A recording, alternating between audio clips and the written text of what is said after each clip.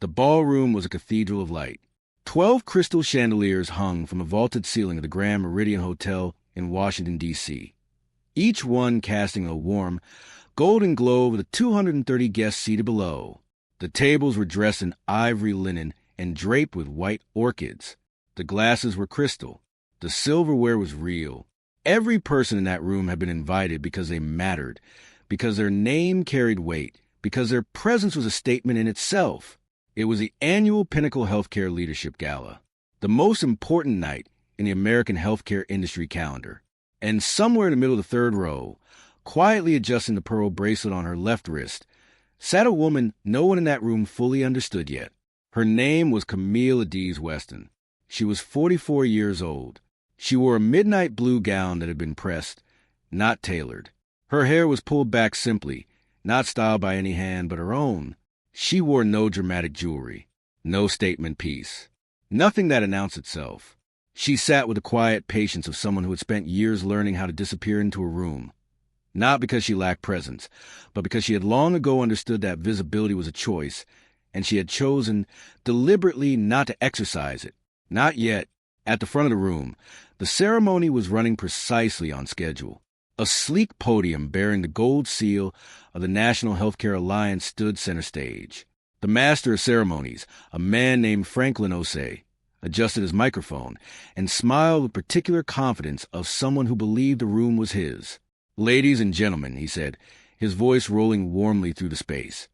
"Tonight, we honor the leaders who have shaped the future of American healthcare, the innovators, the builders, the visionaries." Applause moved through the room like a slow tide. Camille clapped too, measured, appropriate. Her eyes drifted once toward the man seated beside her, her husband, Derrick Weston, 48, silver-templed, impressive-looking in his custom suit and perfectly knotted burgundy tie. He was leaning slightly toward the colleague on his right, saying something low and laughing at his own words. He had not looked at Camille since they sat down. She noticed. She always noticed. But she said nothing. The awards began. Best Regional Hospital Network. Excellence in Patient Care. The room murmured and applauded in turns. Derrick received the award for Healthcare Innovator of the Decade, a significant honor, one that recognized the hospital management company he ran, Weston Health Group, for its rapid regional expansion. He walked to the stage with the easy confidence of a man who had rehearsed this moment in his mirror for years. He thanked his board. He thanked his team. He thanked God. He did not thank his wife. He had never thanked his wife. Not once. Not in 12 years. Camille watched him from her seat. Her expression did not shift. Her hands rested still in her lap. Someone at the table leaned toward her, a woman named Dr. Patricia Webb, Chief Medical Officer of a Virginia-based hospital group, and whispered, "You must be so proud." Camille turned to her and smiled the way a woman smiles when she has heard those words too many times to give them honest weight. "Very," she said simply. The ceremony moved on. More awards, more applause, and then, in the middle of a speech about healthcare partnerships and the evolving landscape of pharmaceutical investment, the MC made a reference that caused Derrick, back at the table now, to lean forward and speak. It was quiet, conversational even, the kind of remark a man makes when he believes no one of consequence is listening. He was speaking to Marcus Hale, his chief operating officer, who sat across from him, and he said, with a light chuckle that had no warmth in it, "You know, the funniest thing, people keep asking me if my wife is involved in the business." As if.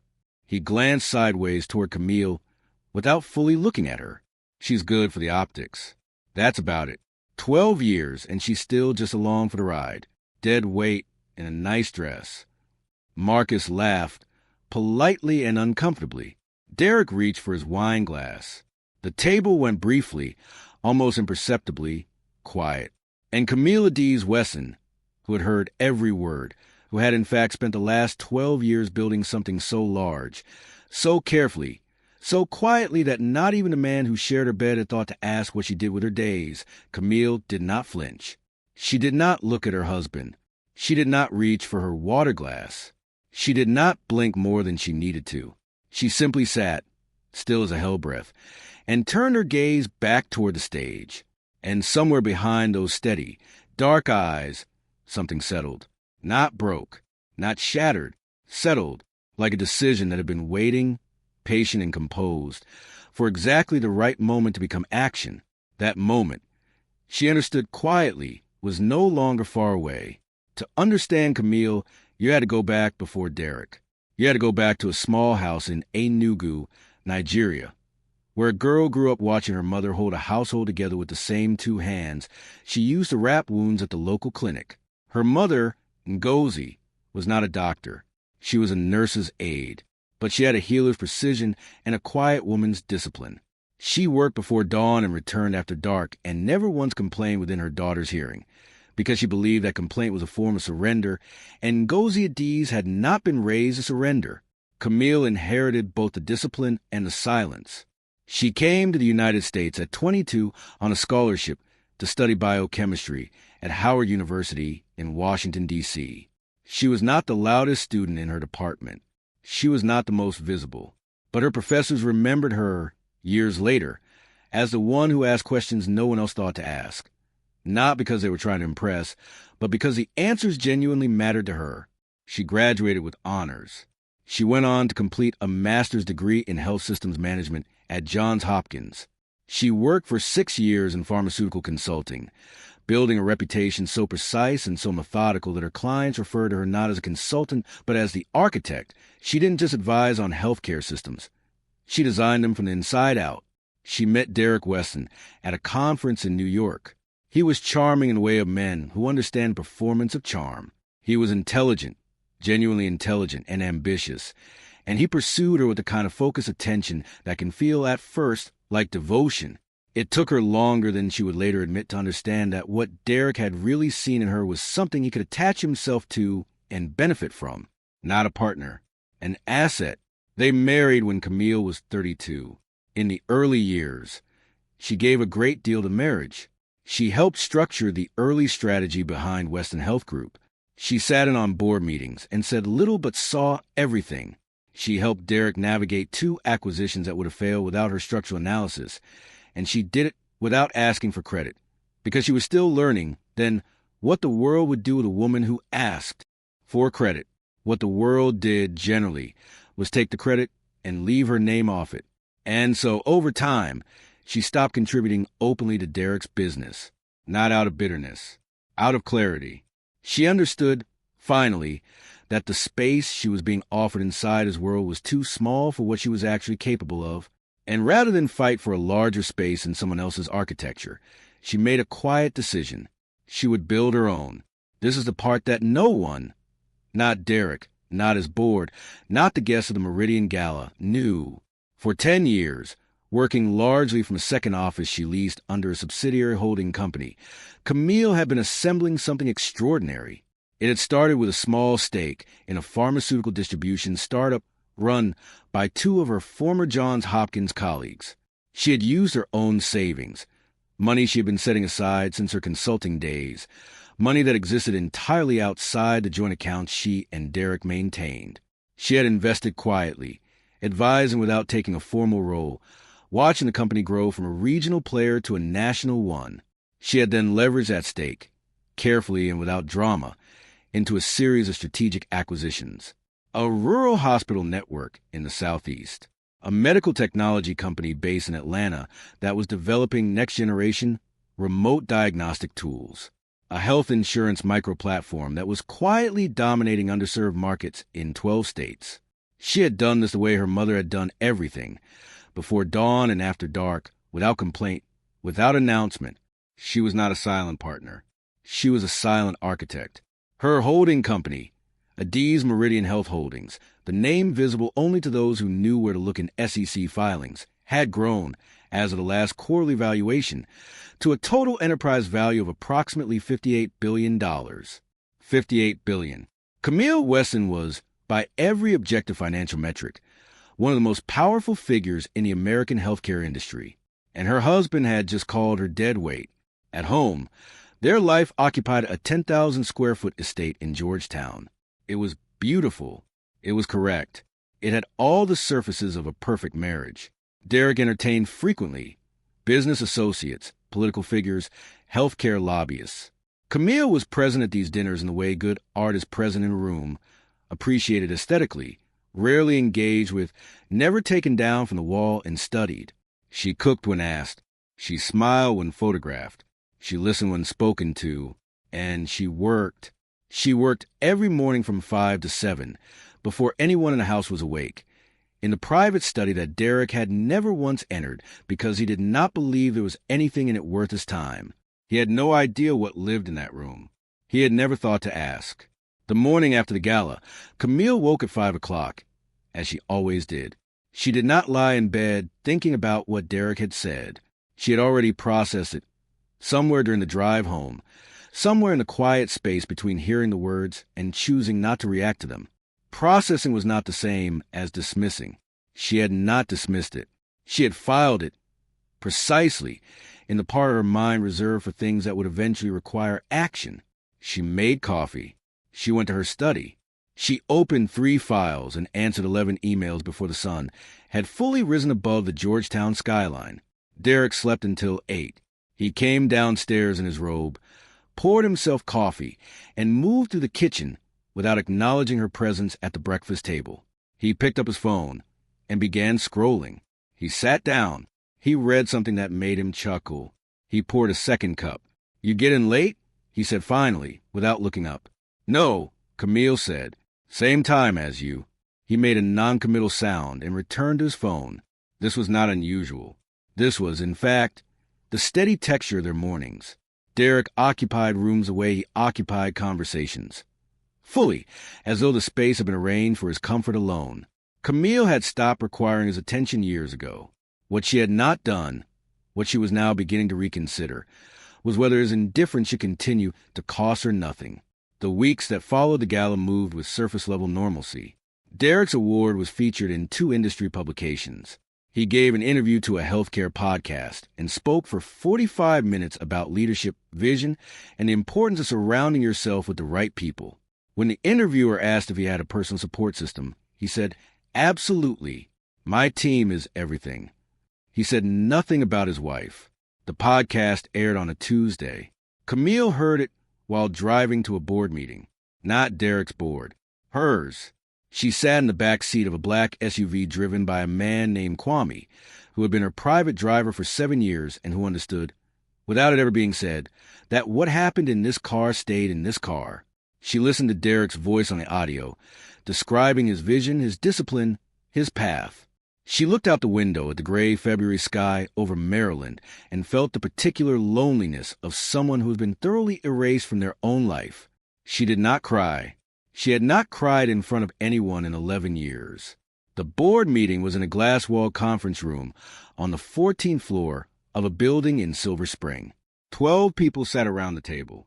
They were the focused expressions of people managing real numbers and real stakes. When Camille walked in, they stood, not as a courtesy, as a reflex, because she was the one who had built this table, and everyone in that room knew it. "Dr. Weston," said her chief financial officer, a careful man named Jerome Ellis, as she settled into her chair at the head of the table. "Jerome," she said, "let's begin." She did not perform warmth in these rooms. She did not perform anything. She was simply herself, direct, precise, unhurried, and the people around her understood that to be exactly what the room required. Meanwhile, in the world above, in the world Derrick navigated and dominated, the disrespect continued to accumulate with the quiet consistency of water wearing stone.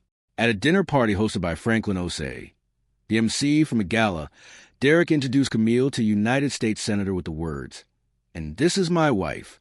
She keeps the home fires burning." The senator smiled politely. Camille extended her hand and said, "Senator, a pleasure."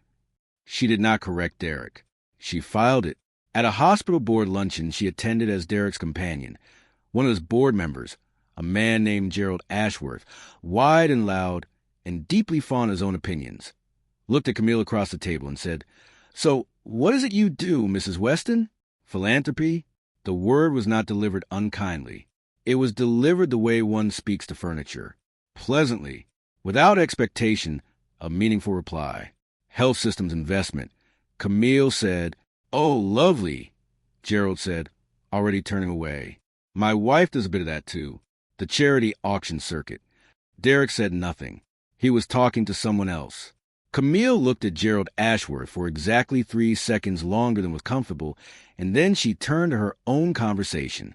But she remembered. She always remembered. The most corrosive moments, though, were not the public ones. The most corrosive moments happened in the kitchen, in the hallways, in the soft private spaces where a marriage is either built or slowly, silently hollowed out. Derrick had a habit of speaking about her as though she were not present. Even when she was present, in front of his brother, who came to visit in March, he said, "Camille's never really understood the business side of things. She's more of a people person. Emotional intelligence, all that." He said it the way you describe a child who is good at art but will never manage their own finances. His brother, Marcus Weston, who was quieter and sharper than Derrick, glanced at Camille with something that looked like discomfort and then looked away. Camille smiled at nothing in particular and refilled her glass. There was a specific evening in April that carried a different quality from the others. Derrick had been invited to the White House for a healthcare policy roundtable. It was a kind of invitation that came to people with genuine industry influence. He had been preparing for it for weeks, working with his communications director, rehearsing talking points, buying a new suit. The night before, he came to Camille's study door, the one he never entered, and knocked. She said, "Come in." He stood in the doorway, not quite crossing the threshold, as though the room were a country whose customs he didn't understand. "I need your input on something," he said. "The pharmaceutical distribution question. The administration is going to ask about regional equity and access. I want to have a number ready. Something credible." Camille looked at him. She knew, without any question, that she had the precise answer he was looking for. She had the data, the models, the projections.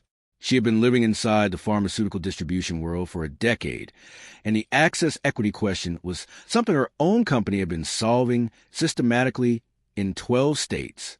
She also understood with absolute clarity that if she gave him what he needed, he would walk into that round table and present it as his own thinking. He would not credit her. He would not reference her. He would return home and say nothing, and she would simply be the woman who had once again handed someone her work and watched them carry away under their own name. So she gave him a number.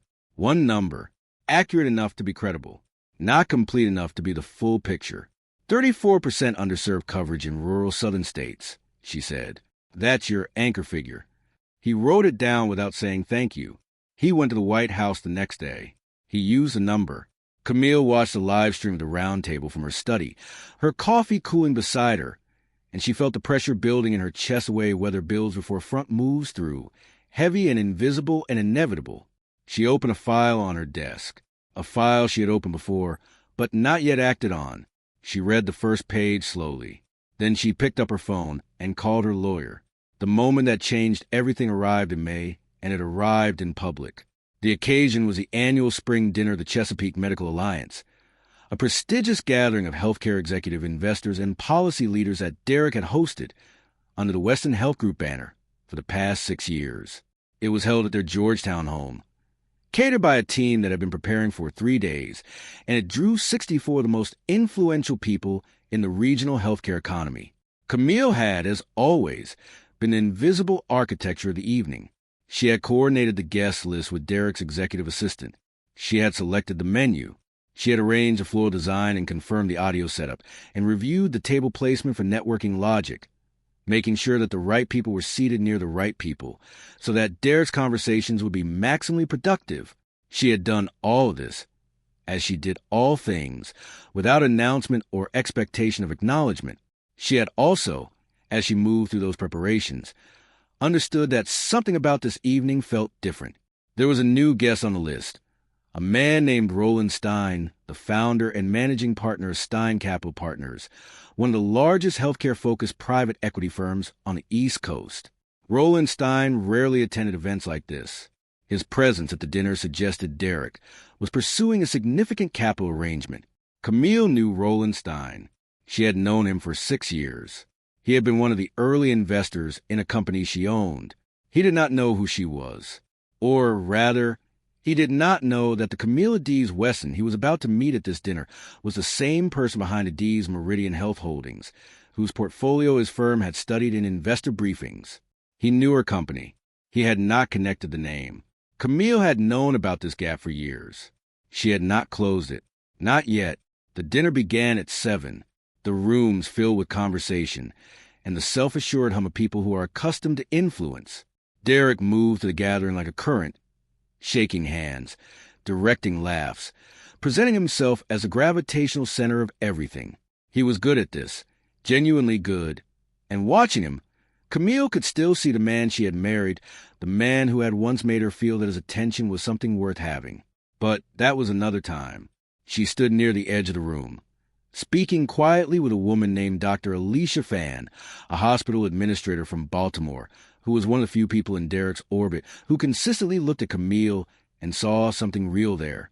They were in the middle of a conversation about pediatric care access in underinsured communities when Derrick approached, trailing Roland Stein and 2 other men. "Camille," Derrick said, with the warm public voice he used when he needed her visible. "Come and meet Roland." She turned. She extended her hand. "Mr. Stein." Roland Stein was a tall, self-contained man in his late 50s, silver-haired, with a particular assessing gaze of someone whose job was to look at things and understand their value precisely. He shook her hand and said, "A pleasure, Mrs. Weston." "It is," she said. "Camille handles the household end of things," Derrick said, already half turning toward the other men. "The social calendar. All the soft stuff that keeps the engine running." He said it with a smile.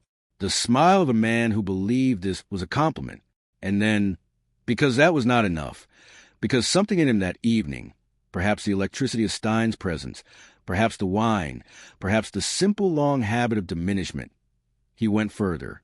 He turned back to Roland with the easy confidence of a man who believes his audience is entirely on his side, and he said, "Between us, Roland, the biggest challenge in my life is convincing Camille to let me work on weekends. She's very territorial about family time." Another smile, a chuckle from one of the other men. "She doesn't really understand what it takes to operate at this level, which I suppose is fine. Not everyone is built for it." The words landed in the room the way a glass lands on a stone floor, sharp and clarifying and irreversible. Dr. Alicia Fan, standing 2 feet away, went very still. Roland Stein's expression shifted almost imperceptibly, a flicker of something uncertain, perhaps because his instincts, refined over decades of reading rooms and reading people, had caught something in Camille's face that didn't fit the narrative he was being offered. Camille's face in that moment was entirely composed. She did not flinch. She did not look at Derrick. She did not reach for her glass. She stood with the stillness of someone who's been struck before and has learned, long ago, the difference between a wound and a signal. This was a signal. "Of course," she said pleasantly, to no one in particular. She excused herself with a graceful tilt of her head and moved away through the room. She walked to the back hallway. She stood near the window that overlooked the garden, where the May night was soft and smelled of newly turned earth and the distant neighbors' roses. She placed one hand flat against the wall beside the window frame. She stood there for exactly 4 minutes. She did not think about Derrick's words in a way that someone burns with fresh hurt. She was past the burning point. She was into the cold clarity that comes after, the kind of clarity that does not ask why did he say that, but asks, instead, what happens now? What she decided, standing at that window, was not dramatic. It was not loud. It was a quiet, absolute decision of a woman who had spent 12 years being smaller than she was, and who had just, in front of Roland Stein and Alicia Fan and the 62 other people at her home, been told, publicly, casually, as though it were simply fact, that she was not built for what she had already built. She straightened. She smoothed the front of her dress with one hand. She returned to the room. She smiled at exactly the right people. And the next morning, she made 3 phone calls that set everything in motion. The first call was to her lawyer, Margaret Sabansu, a woman who had the kind of mind that could read a contract the way a surgeon reads an X-ray, finding the fractures invisible to ordinary eyes. Margaret had been Camille's attorney for 8 years, and their relationship had long since passed the formality of attorney and client. Margaret knew everything. She was one of approximately 4 people on Earth who fully understood the scope of what Camille had built. "It's time," Camille said. There was a pause on the line. Not surprise. Recognition. "I'll prepare the documents," Margaret said. The second call was to Jerome Ellis, her CFO. She asked him to prepare a comprehensive valuation summary. Everything. All holdings, all subsidiaries, all projections. In a format suitable for external presentation. She gave him a deadline. She gave him no other instructions. Jerome did not ask questions.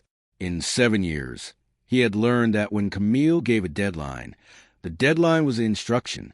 The third call was the one that required the most care. She called Roland Stein. His assistant answered. She gave her name.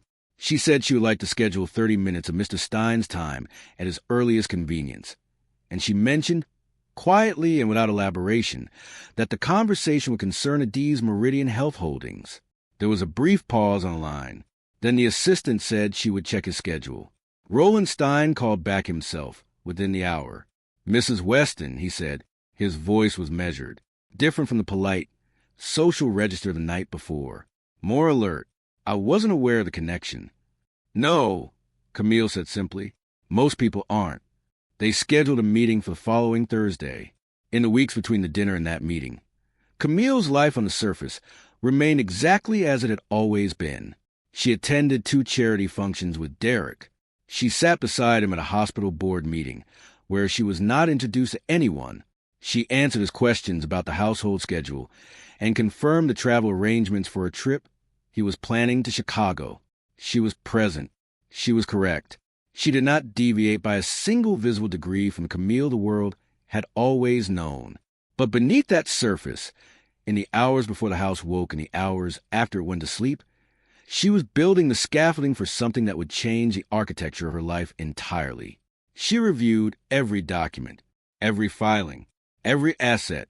She had always been meticulous, but now she brought to her review the particular focus of someone who is no longer doing this for the future, who is doing this for now. The portfolio was immense in its coherence. $58 billion in enterprise value, spread across a pharmaceutical distribution network, a rural hospital system spanning 4 states, a medical technology company whose diagnostic platform had been licensed by 7 major hospital systems in the last 18 months, and a health insurance micro-platform whose growth curve was, according to 3 independent analysts, one of the most significant in the sector. She had also, in the years of her accumulation, established something that few people outside the most senior levels of American healthcare finance were aware of: a pending application with the National Healthcare Alliance for full institutional recognition of Adaeze Meridian Health Holdings as a primary sector entity. The recognition, which was due to be announced at a forthcoming summit, would put her name, her real name, under her real company, on the official record of healthcare industry leadership. The timing, she understood, was not coincidental. She had been patient with the time and way a chess player is patient with game, not because she lacked urgency, but because she understood that a move made too early loses its power. The power was in the moment of maximum visibility. The power was in the room where the right people were watching. She thought about Roland Stein. He arrived at her Silver Spring office on a Thursday morning in May, and when he walked into the conference room on the 14th floor and saw the 12 people seated around the table, not Derrick's team, not anyone he recognized from the Weston Health Group orbit, he understood, in the way that intelligent people understand things in a room, before anyone has spoken, that he had made a significant error in his assessment. Camille was already seated at the head of the table. She offered him coffee. He sat down. She slid a bound document across the table to him, a complete portfolio summary, 62 pages, with the Adaeze Meridian Health Holdings insignia embossed on the cover. He opened it. He read the first 2 pages. Then he looked up at her with the expression of a man who is recalibrating an entire understanding. "How long?" he said. 10 years, she said. He turned another page, then another. "The Rural Hospital Network," he said. "We evaluated that acquisition last year for a client. It was described as privately held by a holding entity. The entity wasn't publicly named." "No," she said. "That was you." "Yes." Roland Stein sat back in his chair, and for a moment he said nothing. He was the kind of man who rarely had nothing to say, and the silence was significant. "Mrs. Weston," he said finally, "I owe you an apology for the other night." "You don't," she said. "You didn't say anything. I didn't correct anything either." She looked at him steadily. "No," she said, "you didn't." The meeting ran for 2.5 hours. By the end of it, Roland Stein had made his position clear. His firm wanted a formal relationship with Adaeze Meridian, strategic partnership co-investment, the kind of arrangement that would put her company's name, finally, explicitly on the record, on the front page of every healthcare industry publication in the country. Camille said she would consider it. She did not say yes immediately. She never said yes immediately. She had not built $58 billion by saying yes in the room. But as he left, and as the door closed behind him, Jerome Ellis, seated to her right, exhaled slowly through his nose and said nothing. Camille straightened the cover of the portfolio in front of her. She aligned it precisely with the edge of the table. And somewhere in the deep, still center of her, something that had been wound tight for a very long time began, almost imperceptibly, to loosen. The National Healthcare Alliance Annual Summit was held the second week of June at the Grand Meridian Hotel. The same chandeliers, the same ivory linen and crystal glasses and white orchids arranged on tables where the industry's most important figures would sit and speak and be seen. Derrick had received his invitation 2 months earlier. It was a speaking engagement, 30 minutes on the main stage, the centerpiece slot of the afternoon program, an honor he had lobbied quietly and effectively for over the better part of a year. He had a new suit, a new speech, a communications team that had polished his talking points until they gleamed. He arrived at the hotel that morning in a state of barely contained elation that he wore, as always, as casual confidence. Camille had received her own invitation, not as Derrick Weston's wife. As Camille Adaeze Weston, founder and chief executive of Adaeze Meridian Health Holdings, the recipient of the National Healthcare Alliance's newly established Visionary Leadership Award, which was to be presented at the summit's opening session 3 hours before Derrick's speech. She had told Derrick she was attending the summit as his guest. He had said fine and asked if she could arrange their car for 8:30. She had arranged her own car for 7. She arrived at the Grand Meridian at 7:45 in a car that was not the one she shared with Derrick. She was wearing a gown the color of deep amber, chosen not for its drama, but for its precision, the way it moved with her, as though it had been built for the specific purpose of accompanying someone who knew exactly where she was going. Her hair was natural and pulled up with an elegance that required no artifice. She wore the pearl bracelet on her left wrist. She wore nothing else that announced itself. She did not need to. Franklin Osei, the master of ceremonies, met her at the side entrance with the particular deference of a man who had recently understood something he had previously missed. He had been briefed by the Alliance's director the previous week. He had, to his credit, called Camille directly to express his admiration and his embarrassment. She had accepted both with the equanimity of someone who did not require either. "Dr. Weston," he said now, "we're honored to have you." "Thank you, Franklin," she said. "Let's make a good morning." She was escorted to the backstage holding area, where she spent 20 minutes reviewing the program notes alone, in a silence that was not empty but full of 10 years and 12 years and the specific gravity of a woman who has carried her own weight so long that she had forgotten what it feels like to set it down. She thought briefly of her mother, of Ngozi, who had wrapped wounds before dawn and never asked to be applauded for it. She thought of Howard University and the library where she had spent 3 winters understanding the architecture of health systems.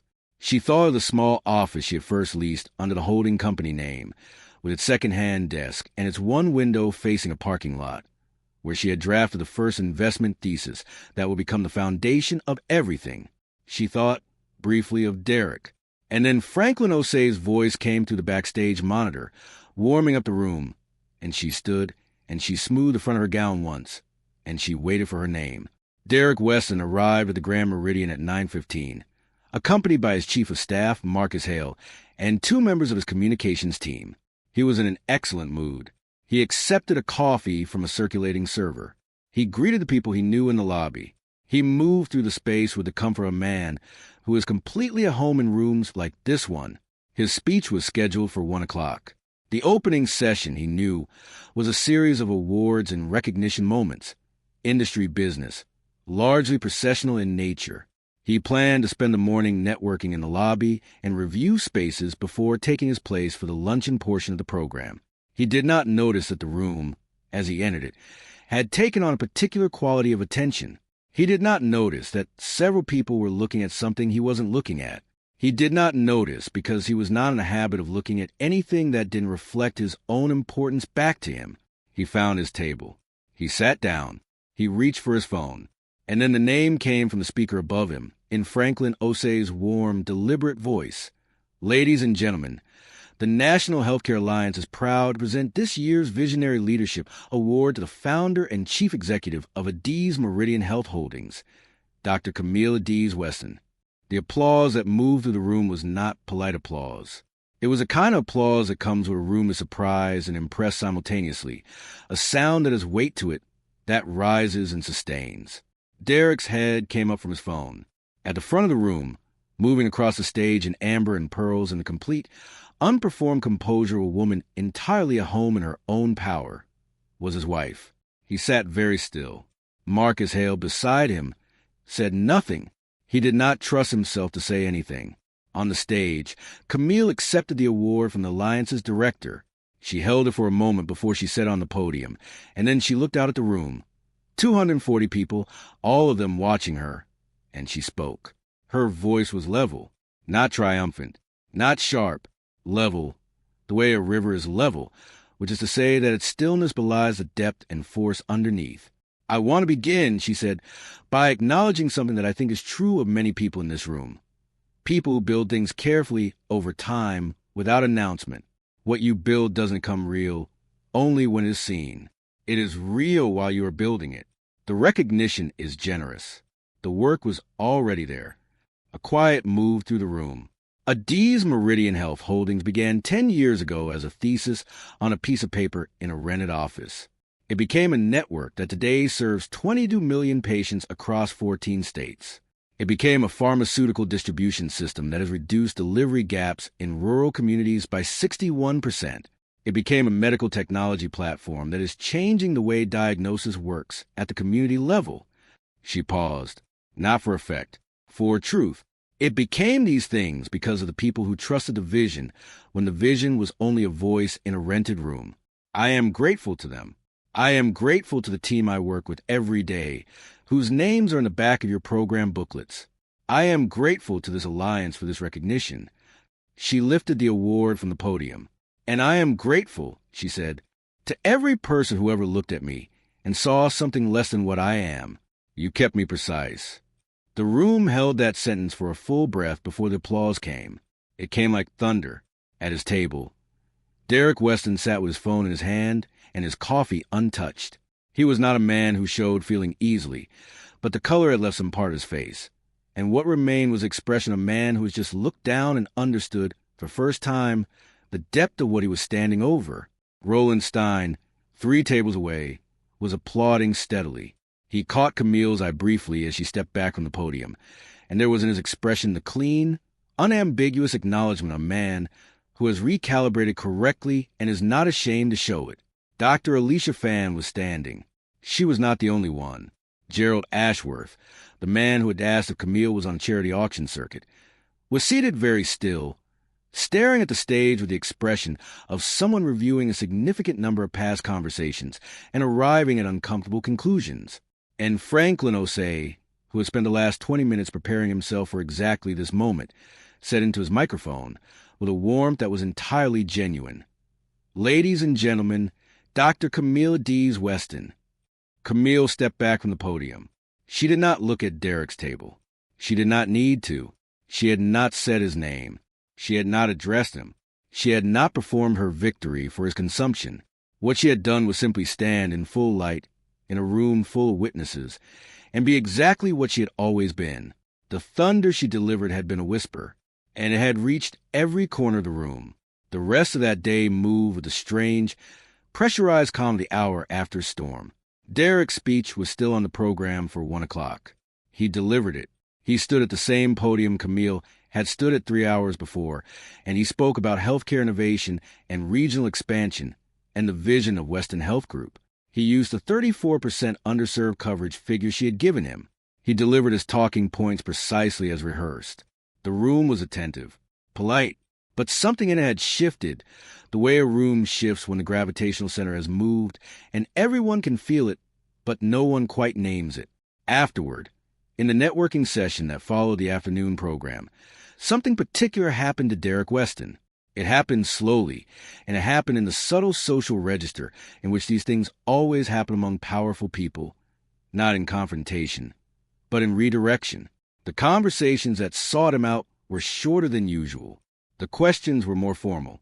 Two men who had been close business allies over the years moved through the space without stopping at a position.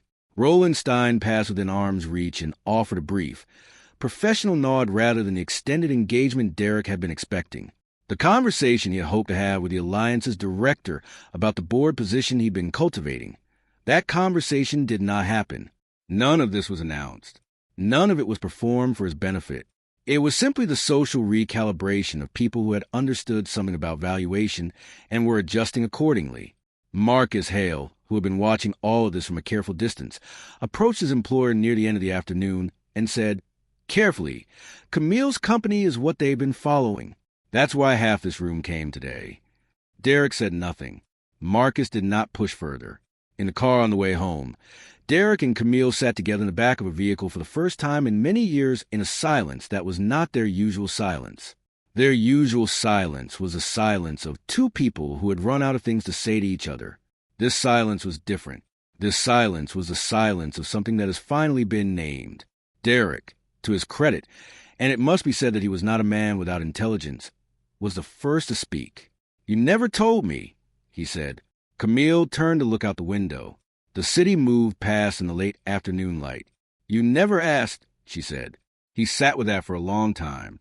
The papers, when they were filed 1 week later, were handled by Margaret Osebonsu with the efficiency and discretion that characterized everything she did. Derrick received them on a Tuesday morning, and he read through them with a stillness that those who knew him would have described as unusual. When he reached the section detailing Camille's assets and the full scope of Adaeze Meridian Health Holdings, when he saw the number, the full number, articulated precisely in legal language with all its commas in place, he set the document down and did not pick it up again for several hours. The filing was not vindictive. There were no penalties, no public actions. Margaret had structured everything with the precision of someone who understood that Camille's objective was not destruction. Her objective was departure. Clean, complete, final. In the healthcare industry, news travels in a specific way of fields where everyone knows everyone, through conference calls, through lunch conversations, through the careful intelligence sharing of people who deal in information as currency. Within 2 weeks of the gala summit, Camille's name, her full name, the real one, attached to the real company, had circulated through every significant network in the sector. The coverage was extensive. 2 major industry publications ran profiles. The Wall Street Journal ran a piece on Adaeze Meridian Health Holdings that used the phrase, "one of the most significant quietly built healthcare portfolios in modern American history." A Forbes profile was in development. None of the coverage mentioned Derrick Weston in any meaningful way. He was referenced once, in a single subordinate clause, as her former spouse. That was all. Dr. Alicia Fan called Camille the morning the journal piece ran. "I'm not surprised," Alicia said. "I want you to know that. I saw it. I've seen it for years." "I know," Camille said. "Thank you for staying in the room." "Always," Alicia said. Gerald Ashworth sent a formal note. It was well worded and entirely too late, but Camille read it once and placed it in a file and moved on, because she had no interest in the apologies of people who had only seen her after she had made herself unavoidable. What interested her was what came next. And what came next was, in every way, hers to build. There is a particular quality to summer mornings in Georgetown when the rest of the house is still empty. Camille stood in the kitchen of her home now, in the single and uncomplicated sense, and she watched the light move across the floor in the way it does in early June, slow and sideways and unconcerned with anything but its own passage. She held her coffee with both hands. The windows were open. The garden outside was wet from overnight rain, and the roses along the back fence had opened in the night and were standing in the morning air with a particular composure, things that bloom only when they are ready and cannot be hurried. She thought about what had been built, not the company. She thought about that all the time, in the specific, granular way of someone responsible for it. She thought about what had been built in the years before the company, in the years of the small office and the rented chair and the thesis drafted in pre-dawn silence while the rest of the world was still sleeping, in the years of the quiet dinners and the charity auction remarks and the dead-weight comment delivered like a stone dropped in still water, in a room full of crystal glasses and white orchids. She thought about silence, not the silence of diminishment, not the silence of the woman who has nothing to say, the other silence, the one that belongs to a person who knows what they are holding and chooses not to show it until the moment is exactly right. The silence of the builder who works before anyone has thought to look. Her mother had held that silence her entire life. She had wrapped wounds before dawn and fed her children and held a household together and asked for nothing, and had died with the particular dignity of women who have given more than was ever recorded. Camille had inherited that silence, and she had used it differently. Not to disappear, but to build. Not to endure, but to construct. She had taken what her mother had handed her, the discipline, the patience, the bone-deep understanding that worth does not require an audience, and she had turned it into something that could not be ignored once it was finally visible. She was at peace with the years she had spent invisible. She was not grateful for the invisibility itself. She did not romanticize it. It had caused her things that could not be fully recovered. Time, closeness, the specific grief of being seen incompletely by someone who should have looked harder. But she was at peace with how she had used it, because in the using of it, she had become something that could not be undone. The Visionary Leadership Award sat on the bookshelf in her study, between a photograph of her mother and a copy of the original holding company filing from 10 years ago. She had not put it there for display. She had put it there because those three things, the photograph, the filing, the award, were a single sentence, one that had taken a decade to write, and that she could now read from beginning to end without stopping. She thought about Derrick. She thought about him the way you think about whether you have come through, not with bitterness, not with forgiveness and performed sense, but with the cool assessment of someone who has taken full stock of the experience and understands it for what it was. He was a man who had looked at her and seen only the edge of what she was. That was, in the end, the most honest thing about him. He could only see what fit inside the frame he carried, and she had long since grown too large for it. She did not wish him harm. She wished him nothing, which was its own form of freedom. She finished her coffee. She set the cup in the sink. She went to her study. She sat at her desk. She opened the files. The work was waiting. There was always work, always the next design to consider, the next system to improve, the next 22 million patients whose care depended on decisions made in rooms like this one. She picked up her pen. She began. Outside, the garden continued to bloom in a particular way of things that had been tended with patience and intention, not dramatically, not overnight, but steadily, season by season, until one morning you look up and the roses are standing in the light, and they are exactly, precisely, magnificently what they were always growing to be. This was the life Camille Adaeze Weston had built, not despite the silence. Through it, and it was, by every measure that mattered, entirely her own.